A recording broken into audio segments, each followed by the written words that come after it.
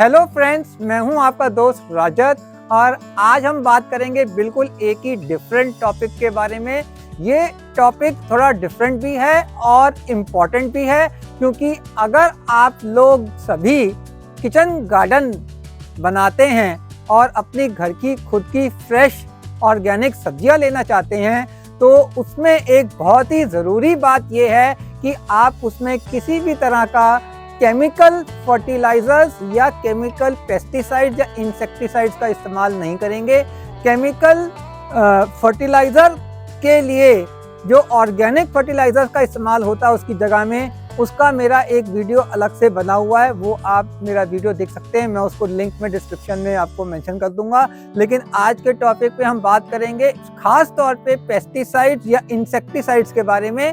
तो पेस्टिसाइड्स और इंसेक्टिसाइड्स जो हैं वो आपको, जैसे इस तरह से आप देख रहे हैं, ये मेरा बगीचा है। मैंने भी अपना इस तरह से एक किचन गार्डन बनाया हुआ है, जिसमें इस वक्त ये आलू, मिर्चें, कुछ बैंगन, टमाटर लगे हुए हैं। साइड में वहाँ पर आप देखेंगे तो कुछ गोभी भी लगी हुई हैं।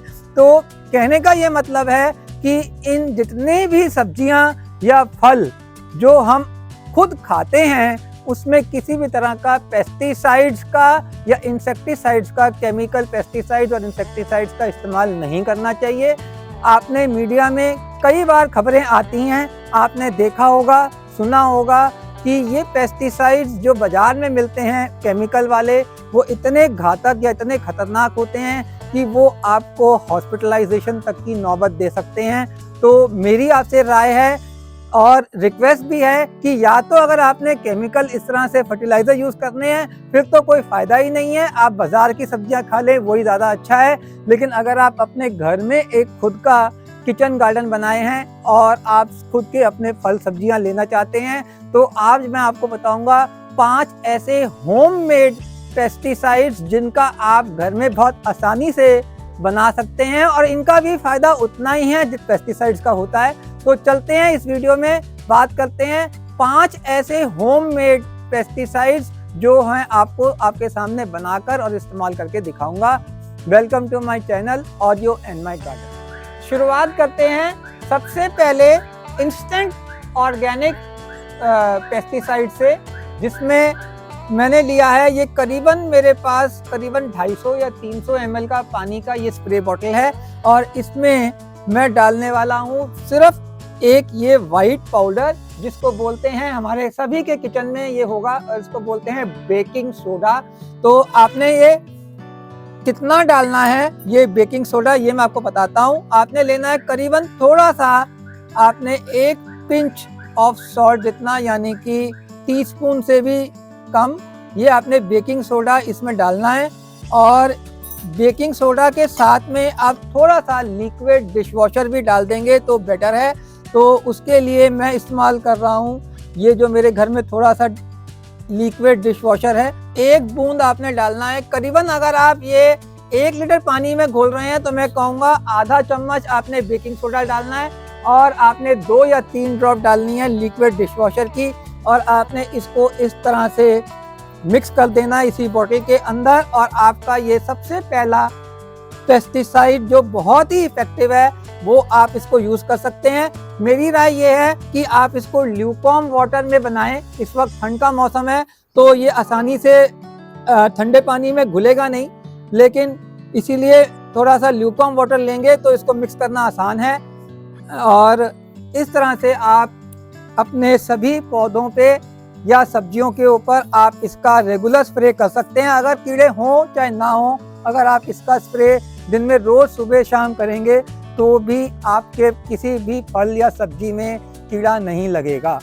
अब हम बात करेंगे दूसरा होममेड पेस्टिसाइड के बारे में, और वो एक बहुत ही कॉमन और इफेक्टिव पेस्टिसाइड है। उसको बोलते हैं नीम, यानी कि नीम में आप नीम के पत्ते भी इस्तेमाल कर सकते हैं और आप नीम ऑयल का स्प्रे भी कर सकते हैं। नीम ऑयल का स्प्रे तो आपको मार्केट से, ऑनलाइन कहीं से लेना पड़ेगा, लेकिन मैं आपको आज बताऊंगा कि नीम ऑयल के अलावा आप नीम के पत्तों का भी इस्तेमाल कर सकते हैं। अगर आप ऐसी जगह में रहते हैं जहां पर आपके पास अगर नीम ऑयल खरीदने का ऑप्शन नहीं है, तो सबसे आसान तरीका होता है कि आप नीम के कुछ पत्ते तोड़ लें, उन पत्तों को तोड़ के आप इस तरह से पहले थोड़ा सा पीस लें और फिर इसको करीबन 1 कप पानी में या 1.5 कप पानी में उसको अच्छी से बॉईल कर लें और ठंडा करके छान के आप इसको पौधों पे स्प्रे कर सकते हैं। तो नीम ऑयल का इस्तेमाल करने का तरीका बिल्कुल थोड़ा बहुत वैसा ही है जैसे मैंने आपको बेकिंग सोडे का दिखाया था। आपने करीबन आधा लीटर पानी में करीबन आधा चम्मच आपने नीम ऑयल डाल के अच्छी से लूकवार्म वाटर में मिक्स कर देना है, क्योंकि ये ऑयल है तो अच्छी से तभी मिक्स होगा क्योंकि पानी अगर गर्म हो। तो उसके बाद आप इसको थोड़ा थोड़ा अपने पौधों पे और सब्जियों पे स्प्रे कर सकते हैं। तो ये था हमारा दूसरा पेस्टिसाइड जिसको बोलते हैं नीम। और अब ये हमारा तीसरा बहुत ही इफेक्टिव और कॉमन पेस्टिसाइड जिसको बोलते हैं एलोवेरा। इसका इस्तेमाल कैसे करना है वो भी मैं आपको दिखाता हूँ। ये मैं अपने गार्डन से एक एलोवेरा का मैंने स्टेम या लीफ मैंने तोड़ ली है।